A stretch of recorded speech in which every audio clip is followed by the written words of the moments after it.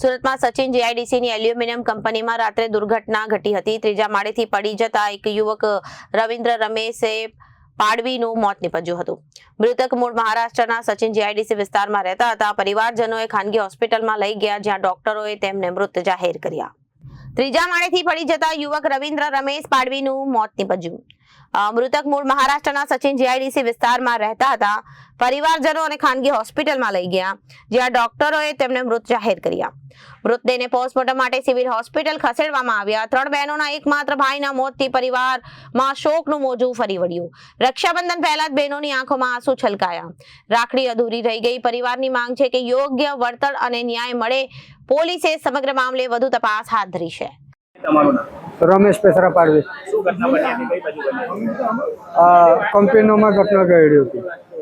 તો બહાર પણ 1 વાગ્યાનો ફોન આવ્યો હતો। પણ 1 વાગ્યાનો ફોન આવ્યો તો કેમ પડી ગયો એમ કીધું। પડ્યો તો પડ્યો, પણ દવાખાનામાં લઈ જાવ એમ કીધું। કંપનીમાં ફાઈબર કંપનીમાં તમને કેટલા વાગે જાણ કરવામાં અમને 1:30 વાગ્યા જાણી કર્યો।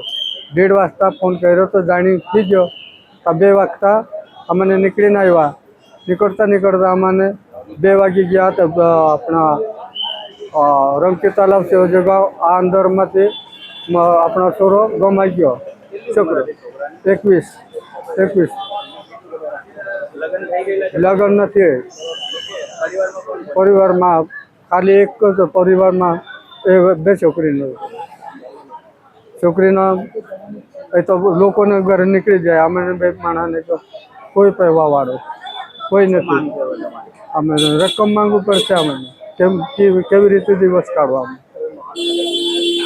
છોકરાનો જિંદગીને નીકળી ગયો તો ગમે તે ગમાઈ ગયો તો ફરી નથી આવતો। અમારું જીવ હતું, એક જ જીવ હતું।